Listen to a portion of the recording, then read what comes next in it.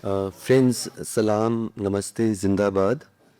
Um, uh, I'm delighted to be among you today uh, and privileged as well because, firstly, that this is a fraternal gathering.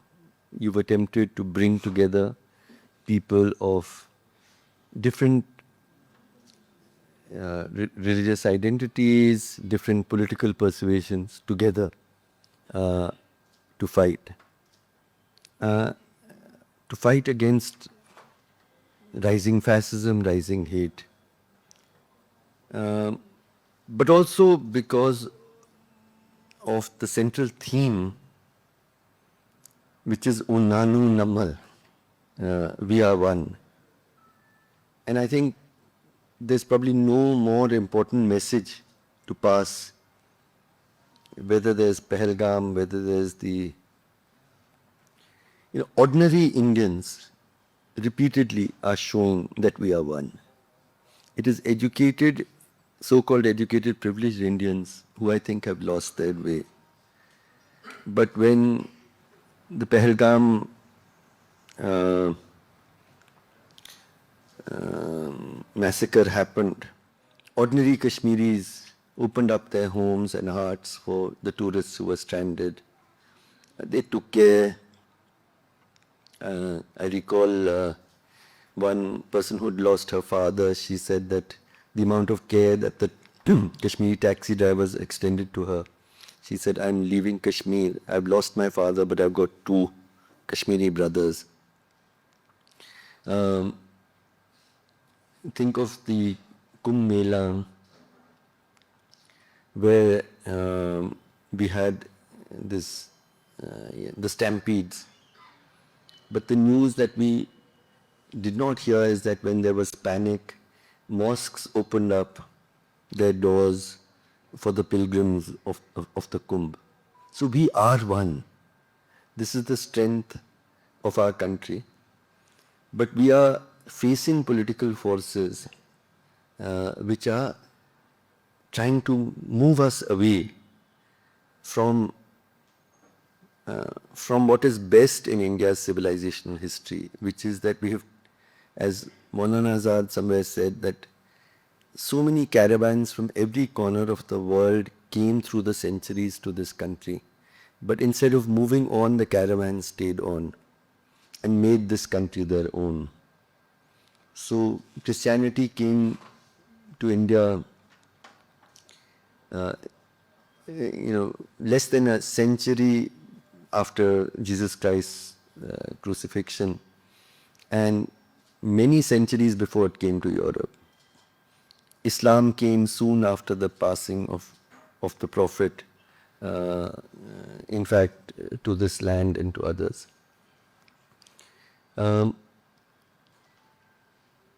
We are one, and it is only by asserting our shared belonging to this beautiful land, shared and equal belonging to this land. Muslims in particular today are repeatedly being asked to prove their love for this country and to prove their loyalty to this country.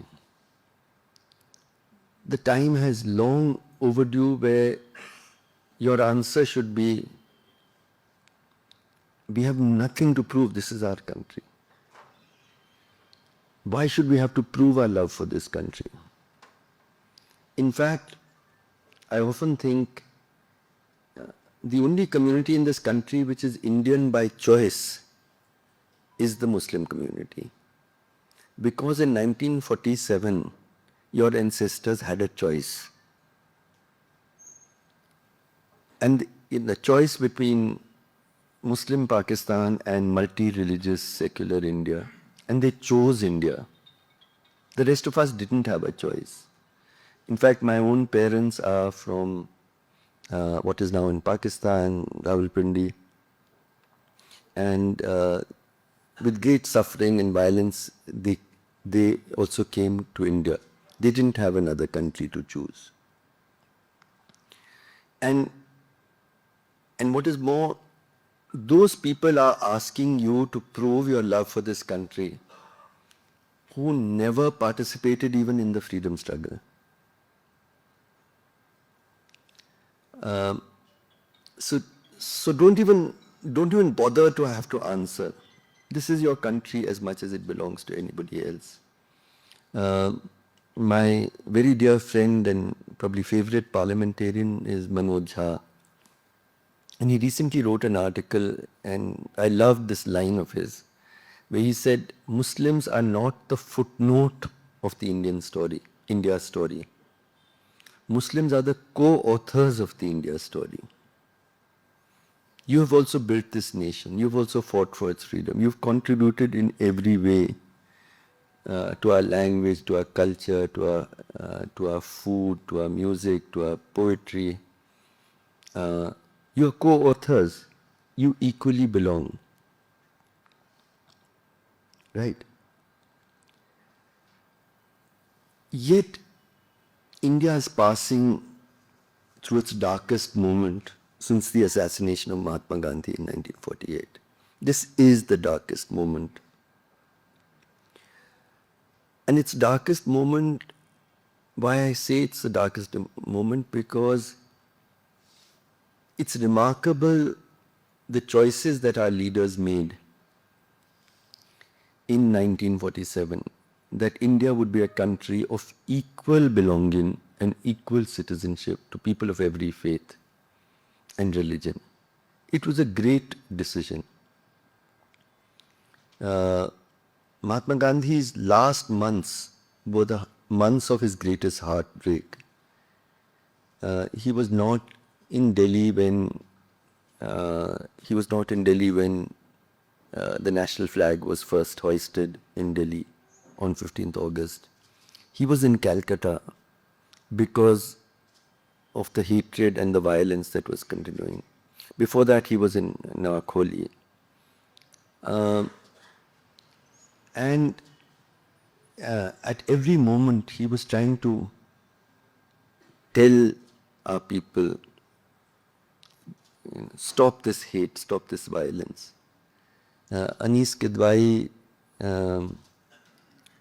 writes in her memoirs that her husband had actually he was a senior congressman, he got killed while trying to protect people during the partition riots. And Anis Kidwai did not even complete her iddat. She came to Gandhiji and said, my country needs me, so I've come in your service. And she recalls that Gandhiji was very saddened and depressed. And what is it that he said to her? He said, Beti, my work will not be completed until a Muslim child cannot play without fear in this land. Only then will my work be completed.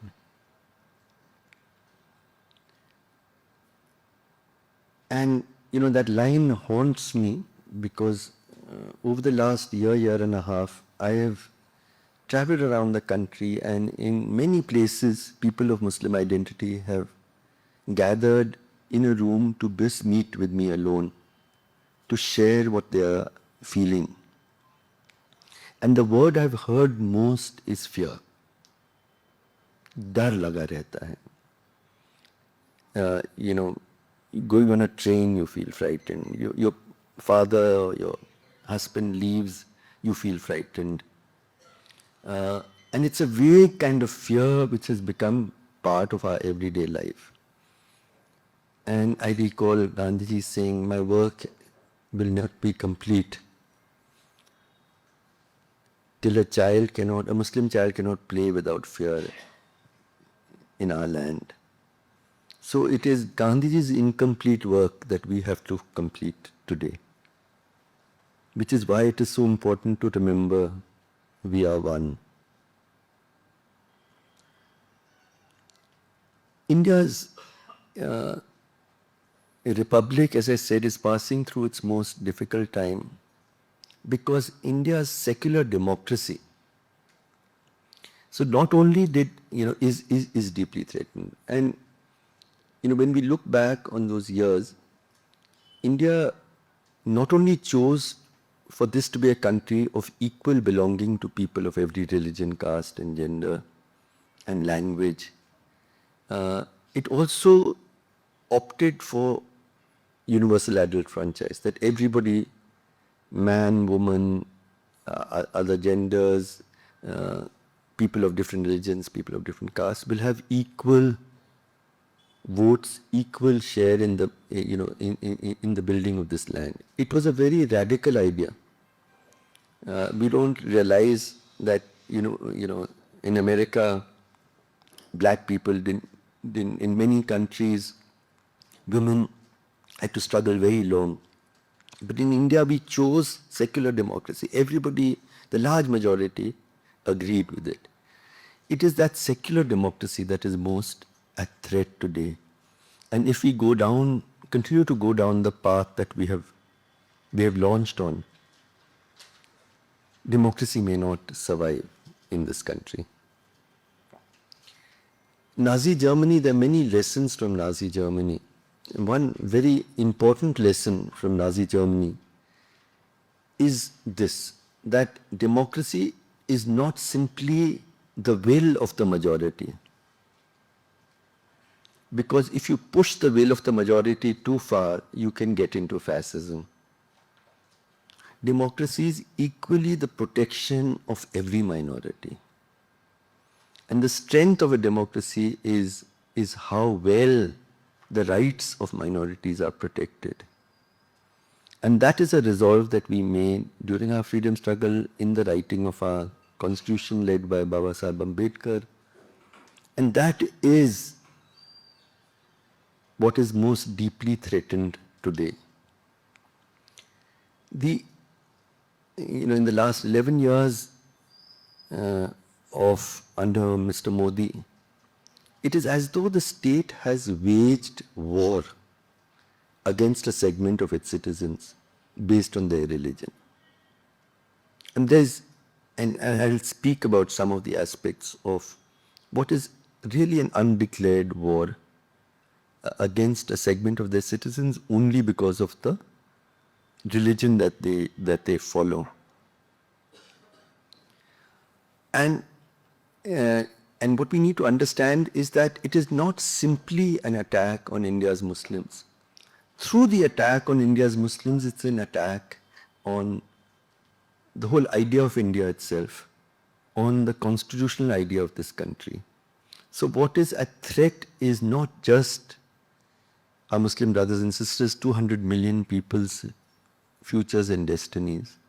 What is at threat is this, this whole imagination, this dream that we would build a country where it would not matter which God you worship.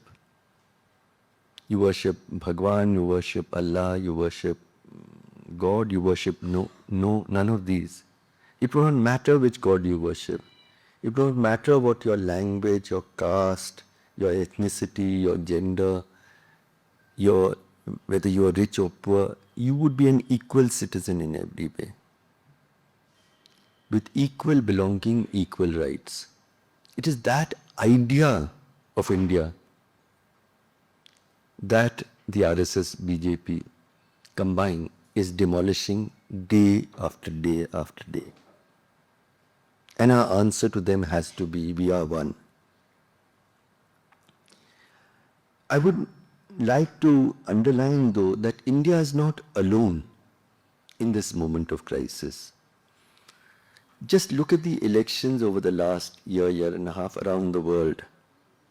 Whether it is in India, in the United States, in the European Union, in Italy, in France, in Germany, in Sweden, what do we see?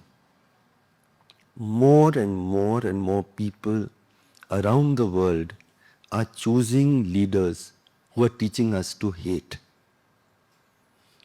It has, in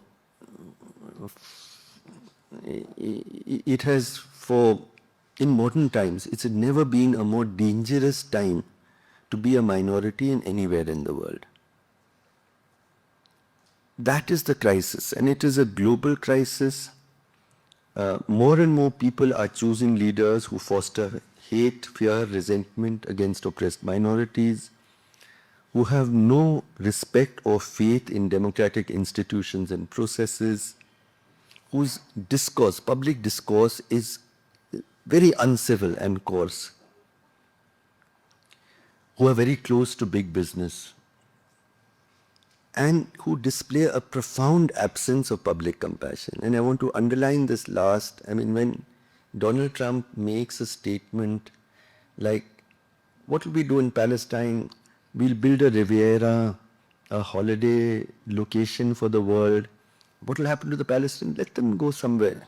This is the time, I mean, how can the most powerful leader in the world make a statement of this kind, which displays a complete absence of public compassion? But our own leader also makes similar statements from time to time, which display a profound absence of public compassion.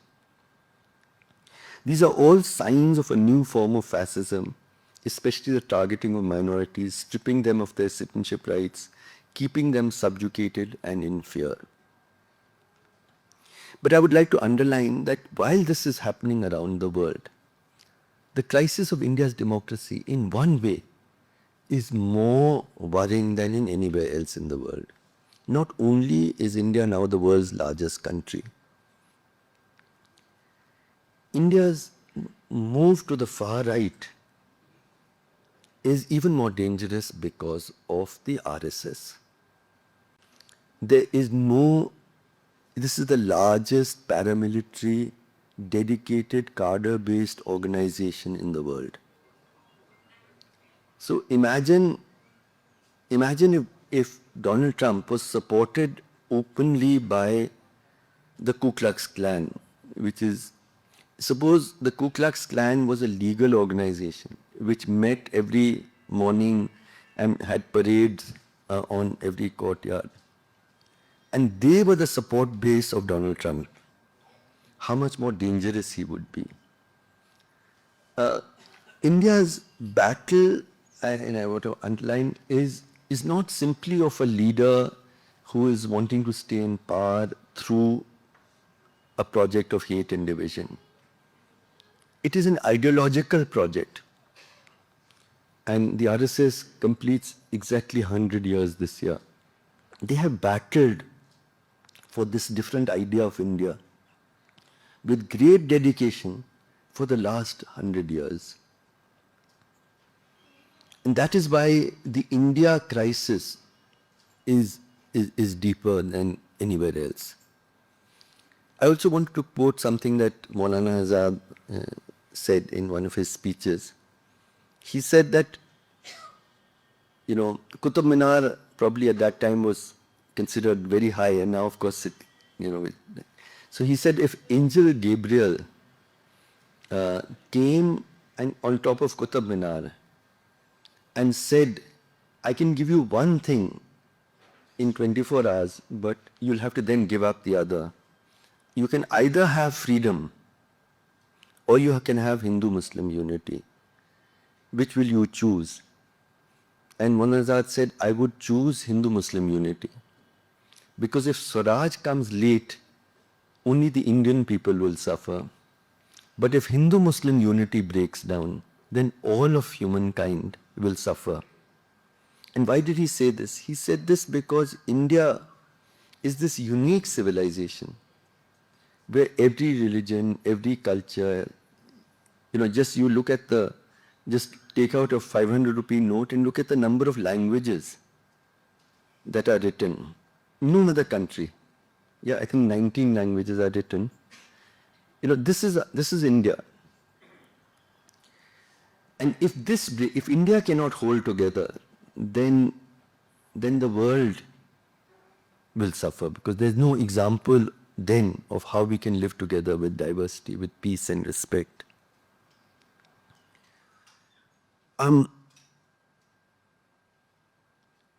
Being Muslim in India today, I don't need to tell many of you, but particularly in North India, in Western India, has become more and more frightening. Let me give just a few recent examples.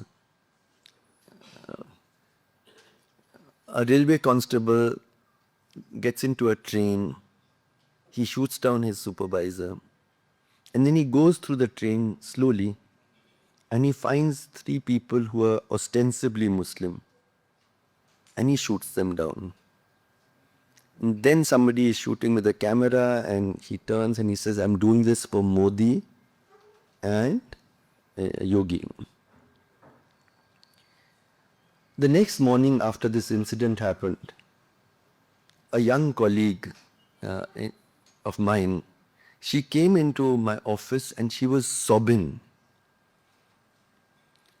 And I sat her down and I said, what has happened? And she said, since I've heard this news, I cannot think of anything else. She said, the one thought that keeps coming to my mind is those three men, they could have been my father. They could have been my brother. How do we continue to live in this land? And when she said this, I thought we have 200 million Muslims in this country. Maybe in 1 million households, this same conversation would be happening. I wrote an article after that where I said the speech that Mr. Modi did not give. So I gave a speech saying, I'm extremely anguished and distressed that this killing happened. Even more so because it was done in my name. And I want to assure all my Muslim brothers and sisters across this country that this country belongs equally to you in every way. But he made no such speech. I did some quick research and I found that, after, George Floyd's killing in America, even Donald Trump made a speech saying how terrible this was. In France, when that black Muslim teenager was killed, the president made a statement. But we didn't even find, our prime minister didn't even find the need to reassure our people. Just another sort of little, a woman is offering namaz outside a public ward because her loved one is in serious health crisis. And people take a video and make a huge issue of it. And then they're charging her with creating hatred against another religion. How are you creating hatred by offering prayers? And all of us know that we offer prayers when our loved ones are there. Suddenly this has become a crime. I wrote an article actually which I titled, Where Prayer Has Become a Crime. The number of instances of simply praying.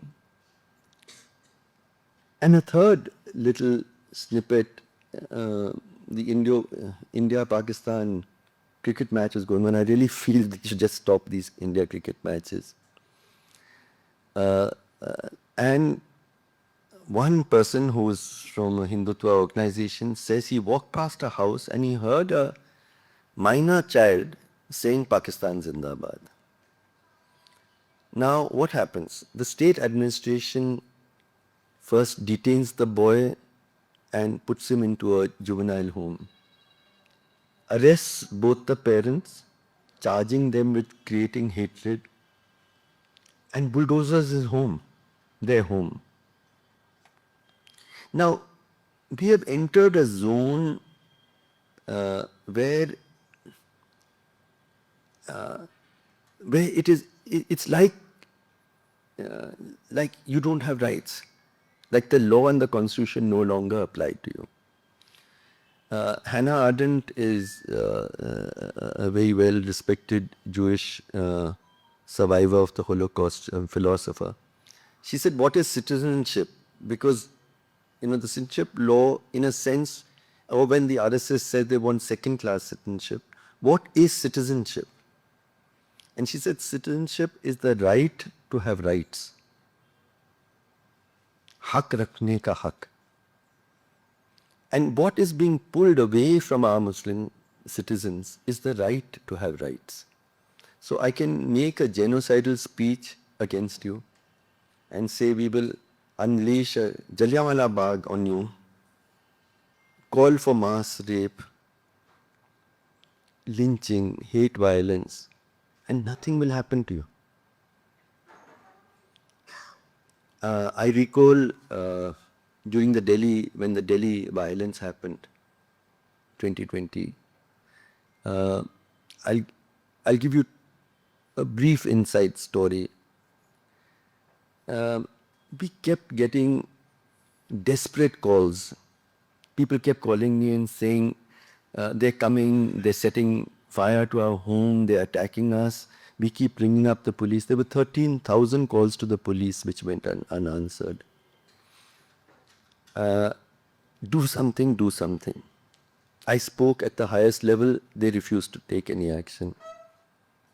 Finally, around midnight, a young lawyer who happens to also be my daughter, she called up the Chief Justice, Justice Muralidhar of Delhi, and she said, I have to speak to him. And he came onto the phone and she said, we're getting repeated calls from this little clinic where there are 22 people with bullet injuries and they're not being, the crowds and the police is not allowing the ambulances to pass.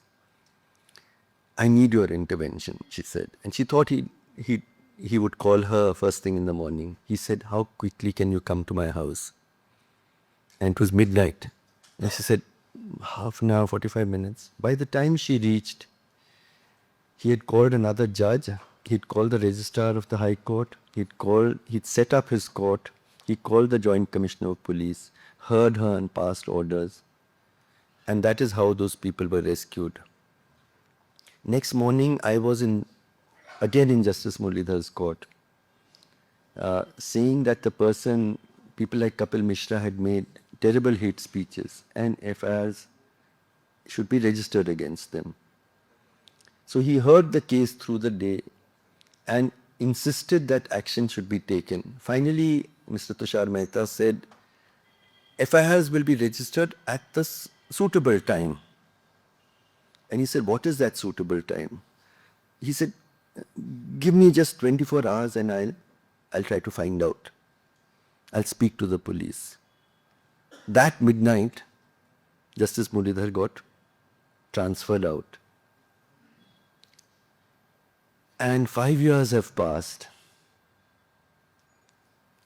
No FIR has been registered against Kapil Mishra, but instead, he has now been appointed a minister in the Delhi cabinet. And which minister? Minister for Law and Justice. Now that is underlining precisely this point of living in this country without the right to have rights. Incidentally, while this case was going on, somebody filed a petition in the High Court saying Harshmanda made a hate speech. So just after the Jamia incident had happened and people had entered the library and beaten up the children, there was a lot of anguish among the students, and I was told you must come and speak to them. So I made this address to the students where I said some of the things I just said now. But it was largely that you belong equally, and also that you cannot fight hate with hate. You don't respond to violence, respond only with love and resistance. They call that a hate speech. And so it became hate speech, a case about hate speech by Kapil Mishra, Anurag Thakur and Harshmanda. So this is how, how the legal system is working. We also, have learned, we're seeing lynching. I've spoken about hate speech, but I must talk about lynching. which is a new phenomenon that we have seen over the last 10, 11 years. Lynching, there's not even a word I found in most Indian languages for lynching, except Bengali, which was very interesting. And because in Bengal there's this custom that has become that if pickpockets were found on a bus, they would be beaten to death. So they have a word for lynching, but other languages don't have. This is a new phenomenon that we saw, where crowds gather and they beat a person to death. What we have to understand about, and it can be named in the name of cow protection, in the name of love jihad, or sometimes just for being ostensibly Muslim in your identity. Now, the total number of people who've been killed in lynching over the last 10 years is not large. It would be less than in a single major riot. So people might say, how does this matter? Why is this important? And that is what you have to understand. Lynching is what I would call performative violence. It's violence as performance, violence as theater. Lynching really became a big thing in America against the blacks. And that time, a black man would be brought for lynching, and crowds would gather. People would come with families, like a picnic, and they would watch with great cruelty. His fingers are getting cut off, his genitals are cut off, etc. And then he is hung, and people are watching. Now, that is, violence as performance. And historians of the time said that every lynching was like 1,000 lynchings that reverberated across the land and settled as fear in the heart of every black American. In India, crowds are not gathering like in a picnic before lynching, but you have the video camera. And almost every lynching is photographed by the perpetrators and then circulated to millions. And so people watch how this person is beaten. And I've seen so many of these videos. Towards the end, they always end in a similar kind of way, because when you've lost a lot of blood, the last thing you do is to ask for water. And their great pride is that we even refused him water, and then he becomes unconscious and dies. Now, that performance of violence, see, in a communal riot, at least a communal riot happens in a particular area. It has a beginning, it has an end. So a communal riot is bound by geography and by time. What lynching does, it breaks both those barriers. So theoretically, if akhlaq is killed because somebody claims to find beef in his fridge, the message is that anyone can come into your home if you're Muslim and check what meat you are. If one Junaid is killed on a train, I have heard this across the country, particularly in North India and Western India, that we are frightened to travel on a train. And mother says, if I call you, don't say salam alaikum, don't let anyone know your identity, don't participate in any discussion, don't share your food, etc. So it took one lynching, literally, for this fear. So that is what lynching does. I was deeply anguished by this new phenomenon, but also by the silences of the larger society. And therefore I proposed something that I called caravan-e-mohabbat, or a caravan of love. And I said we would go to the home of every person who has lost a loved one to lynching, and we will say 4 things. First, we will say, we share in your pain, you are not alone. And this is really important, because in even in a very big riot, at least there's a community of victims who support each other. In lynching, you're completely alone. And that sense of being alone, so that was the first thing. Then we sit, we cry, we share their pain. Second, we seek forgiveness for what we have become as a society. Third, we promise to be with you whatever happens as you pick up the broken pieces of your life, as you rebuild your life, as you fight for justice. And fourth, we will tell your story. It's very important that they know. Now you'll find the lynching, even if it is reported, will be one small one-column report somewhere, and people will move on and forget. So we started with one journey. I made a call, and people from different parts of the country came together. Some writers, filmmakers, priests, students, lawyers, etc. But it meant so much to the people that that we haven't stopped the journeys, and lynching hasn't stopped. More than, I think we made more than 50 journeys to more than 100 families across the country. And we are pledged to continue to work to support them. We offer pensions to the families. We are fighting their legal cases. The government has now, as many of you might know, is charging me with every crime possible, from hate and terror, and they're investigating, or money laundering, and I could spend this life and the next, if there's one, in prison with all of these things. But and they've stopped all funding, etc. But I'm determined that we made these promises to these families affected by lynching, and I'll continue the work. We continue to try to do it. But I've learned the enormity of the suffering of what lynching does, the kind of fear it has created, the kind of hate, the kind of isolation it has created.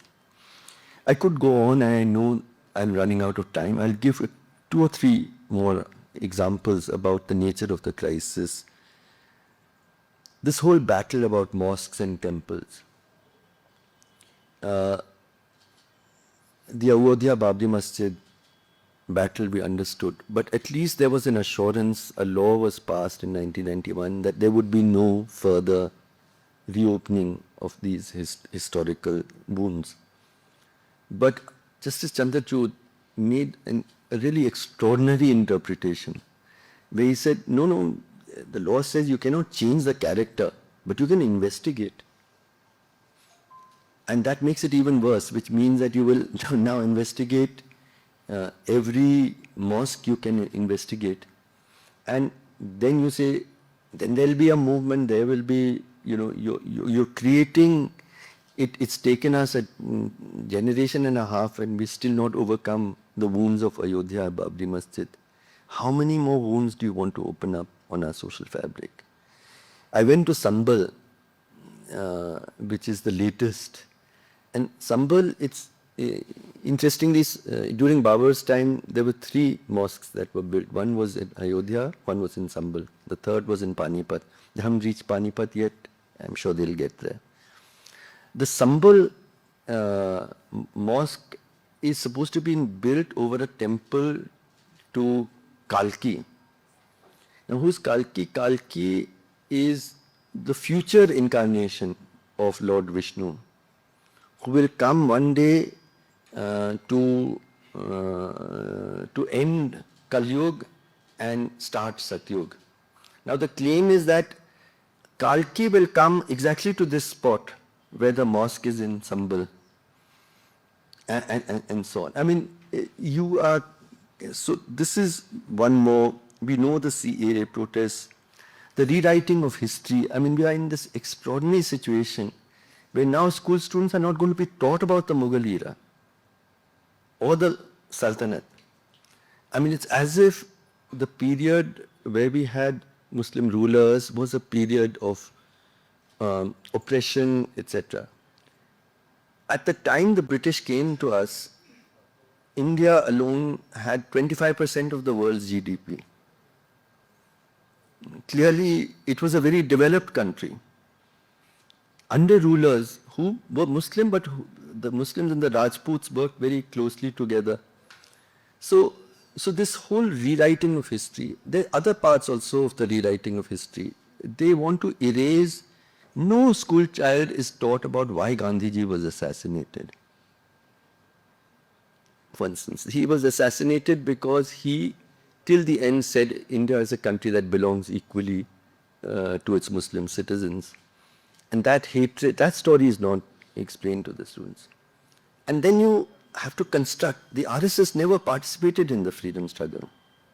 So now you are trying to reconstruct new heroes. So a whole new history is being written before our eyes. Just before I end, how did we get here? And what are the lessons for Kerala? I just want to say, how did we get here? I believe that the RSS and the people who believe in that alternative idea of India, the Hindutva idea of India, have shown great dedication. For decades, they were out of power. After Gandhiji's assassination, they were in the shadows of our society, but they continued to work and push. Those of us who believe in the secular idea of India, we've clearly not done enough. The so-called secular parties like the Congress and many others have compromised continuously. Many of the worst things that the BJP government is doing today, the first steps have been taken by non-BJP governments and the Congress. So, and also in society, my whole issue is, when I went around, I've done these very, very painful journeys of the Caravan-e-Mohabbat to the families which have been lynched. A question I keep asking is, did someone come to help you? Did someone try to intervene in the crowd? And the sad answer is no. No. And when we go back to Nazi Germany, I went and studied Nazi Germany, and the similarities are very, very close. Historians tell us that only 0.01% of Germans saved Jewish lives. 0.01%. In India, I still feel the numbers will be much larger. But we are changing. We are changing. And the great crisis of India is growing radicalization. And I'm saying radicalization not of the Muslim community. I would say the Indian Muslim community has been remarkably restrained. Whatever has happened to them, they still believe in the secular idea of India. If you see per capita radicalization, Indian Muslims, given their large numbers, there's almost next to no incidents, except in Kashmir. And even in Kashmir, you very, very rarely find an Indian Muslim from another part of the country who has participated. Indian Muslims continue to believe in the secular idea of India. We are seeing growing radicalization of the other communities, of caste Hindus, and I must underline my deep distress in Kerala of the growing radicalization of sections even of the Christian community. The word love jihad, which is now being used to lynch people to death, was invented by the Bishop Council of Kerala. So the lesson that we need to all stand together, that is the biggest lesson. We are one. There was a very iconic film made about the partition called Garam Hawa. I don't know how many of you have seen it. There's this patriarch played by Balraj Sahni who, at partition, he loves India, he doesn't want to leave. But how circumstances have reached a point where he feels he has no option except to go to Pakistan. In the last sequence, he's going in a tanga to the railway station to catch the train. On the way, he sees a procession. And interestingly, it's a red flag procession. It's not a green flag procession. He sees a red flag procession. He tells the tangawala, stop, take my baggage back to my home, and he goes and joins the rally. And it's considered an iconic film because it tried to say Muslims, of course this is your country. But it's your country when you stand in solidarity with all oppressed groups. It's only when we stand together against injustice that you have a future. So you have a future as Muslims, but you have and as Indians, but also as people who care about injustice, whether it happens to a Dalit, whether it happens to a Christian, whether it happens to an Adivasi, whether it happens to women. We stand together. That is the lesson, and I think that's a lesson that we need to think about. During the CA protest, why was it, I regard it as probably our finest moment after the freedom struggle? Because it was a law that went against the Muslim community, and Indians of every identity, Hindu, Muslim, Christian, Sikh, Buddhist, Dalit, Adivasi, stood up against it together. And during those 100 days of the protest, I was almost every day in some part of the country, including Kerala, addressing these large crowds where we would begin with the reading of the constitution, preamble, and then we would speak together. There's one thing that I often said when I saw large groups of people of Muslim identity proudly bearing the markers of their identity and people of other communities. And I said that this is a great moment because we have stood together. But I have a question to my Muslim brothers and sisters in this crowd. That question is, if this law was against Dalits, not against Muslims, if it was against Dalits, would you have been here?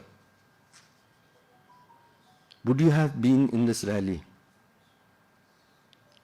And you know the answer, I also know the answer. And I think that is the biggest lesson. That if there's injustice to Dalits, I will be there. If there's injustice to Adivasis, I'll be there. If there's injustice to Christians, I'll be there. If there's injustice to Muslims, I'll be there. The Sikh community has wonderfully learned this lesson. And so I went to beautiful rallies in Punjab where Sikh farmers came out in very large numbers. Sikh farmers went to Shaheen Bagh and were giving langar, and they said, we're giving a langar to our sisters of Shaheen Bagh. And somebody asked one of them, why are you here? And he replied, we have seen one partition in this country. We will not allow another one to happen. That is the spirit in which we have to keep remembering we are one. We are one in good times, we are one in bad times as well. And we must stand together. This country equally belongs to you. But if it equally belongs to you, any failure of justice against any person or community involves you and me. I am often asked a question, after 2002 when I left the IAS in protest against the Gujarat massacre, my life changed, of course, completely. My extended family, a large part of my extended family, was very angry with me because our family suffered huge violence in Pakistan. So they would tell me, and in publicly, in a family wedding, whatever, Harsh, we are ashamed of you. And I'd say, why are you ashamed of me? They would say, after all that we have suffered in partition, you've gone and taken the wrong side. You've stood with the Muslims. And my answer to them was that after all that we suffered in partition, who better than us can understand what it means to be targeted because of your religion and identity. And so I am on the right side. It is you who are on the wrong side. Don't you see? And it's a question I keep wanting to ask my Israeli brothers and sisters. After all that you suffered in the Holocaust, how can you do this to another set of people? You know, the slogan, never again, when you said never again, was it never again only for the Jewish people or for all people? So my brothers and sadly too few sisters who are in this room, we must stand together. We must stand resolutely together. It is only by our unity that we can fight the project of hate and fascism to which we are being subjected. It is, Gandhiji had repeatedly told us you can never fight hate with hate. If you fight hate with hate, only hate will deepen. You can only fight hate with love. Build our capacities with love. Find our own capacities with love. And then we will overcome. And I'll tell you one story and I'll finish with it. It's a story I, in fact, repeated even yesterday when I was speaking here. But it's a beautiful, heartbreaking story, but very inspiring. About Imam Rashidi in the city of Asansol in Bengal. Now what happened was that during the Ram Navami, as they've started doing the same gathering before the mosque, having all those hate songs, some kind of skirmish breaking out. That happened also in Asansol.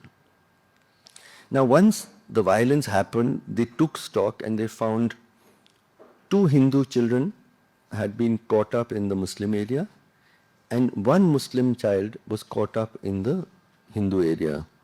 So the negotiation started. They said, you return your children, our children will return your children. The Imam Rashidi said, no, this is completely wrong. Think of what the parents of these children must be undergoing.